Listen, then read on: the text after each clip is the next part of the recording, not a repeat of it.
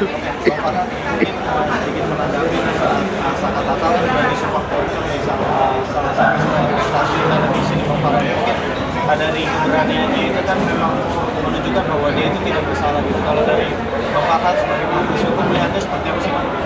Ya sah-sah saja. Ya, di PK nanti kita akan minta sumpah pocong itu ada. Ya, jadi memang dalam aturan itu diperbolehkan hukum. Jadi orang yang sudah menjalani hukuman dan masih yakin bahwa dia bukan pelakunya. Ya, jadi kita akan segera mengajukan PK dan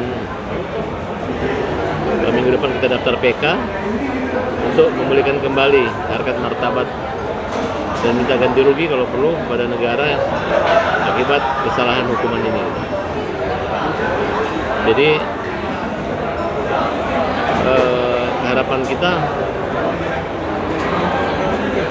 inti dari persoalannya itu adalah nggak ada saksi yang mendengarkan langsung atau melihat atau mengalami kejadian pembunuhan berencana itu. Artinya hanya katanya. Bahkan saksi-saksinya udah pada mencabut semua, mencabut kesaksiannya gitu. Ini merupakan cahaya terang dalam keadilan khususnya Saka Tatal. Ya, kalau buat yang lain saya nggak terlalu banyak komentar karena mereka ada pengacaranya.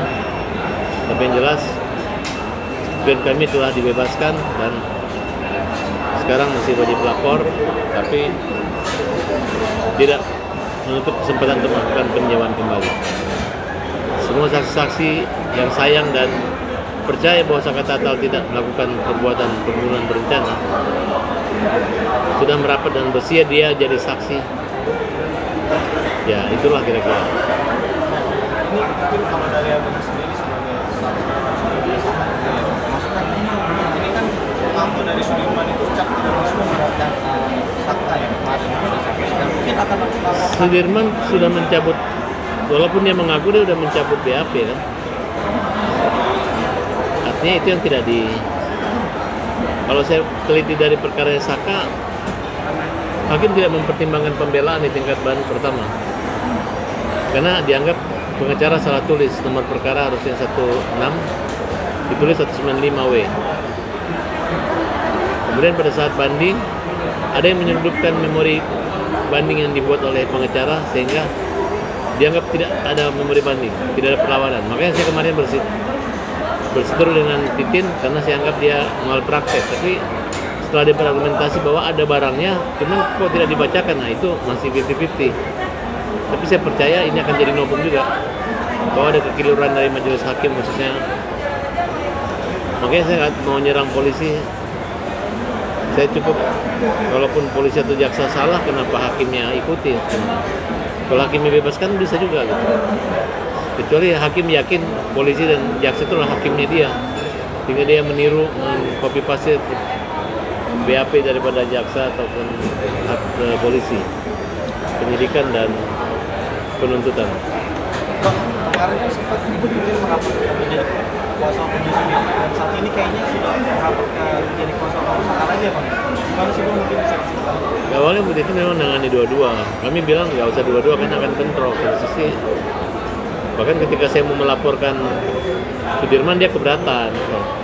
Biar aja saya laporin, tinggal jawab aja dipaksakan selesai. Tapi nggak tahu pertimbangan. Sempat mau dicabut kuasa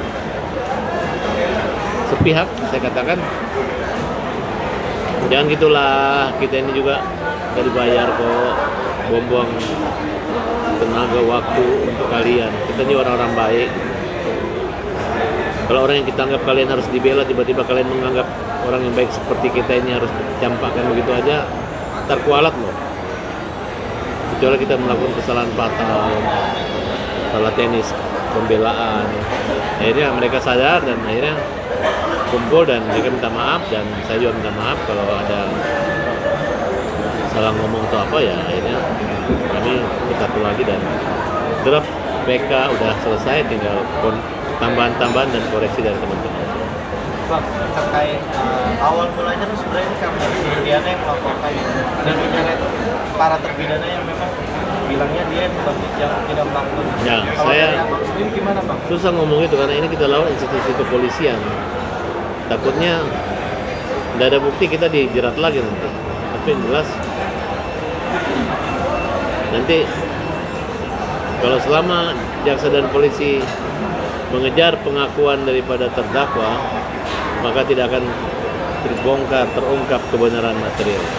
Jadi Selama mereka hanya mencari pengakuan, karena banyak pengakuan aja. Bahkan saksi yang melihat mereka 11 orang dan langsung dibuat BAP 11 orang itu oleh bapaknya itu tidak hadir di persidangan. Ngapain pembunuhan yang dihukum seumur hidup ini saksi utamanya nggak hadir kan? Ada apa? Kalau Nikita Mirzani aja saksi pelapor, saksi utama nggak hadir, dikabulkan eksepsian dan dibebaskan kan, karena pelapor yang dirugikan nggak ada kan, kira-kira begitu. Apalagi yang namanya pembunuhan. jadi menurut abang ada ini nggak ada pihak-pihak intelektual nggak yang Ya yang turut mungkin terlibat? aja ada pembunuh sebenarnya, tapi bukan mereka ini. Itu yang menginginkan mereka ini dihukum, sehingga kalau takutnya mereka bebas terungkap lagi yang lain mulai babak baru kan. Kalau mereka kalau dibebaskan ya tidak bisa dihukum dua kali, adanya biasanya dia. Sedangkan pelaku lainnya itu walaupun belum 15-12 tahun belum daluarsa masih bisa dijerat kembali. Kalau memang ada pelaku anak pejabat, hajar aja. Ini nama baik institusi Polri kok.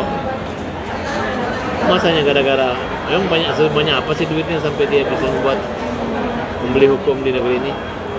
Saya percaya Polri itu nggak ada masalah. Bahkan yang meninggalnya anaknya polisi. Masa udah anaknya dia mau main-main lagi? Nggak mungkin. Cuman yang main-main saksinya itu ngawur.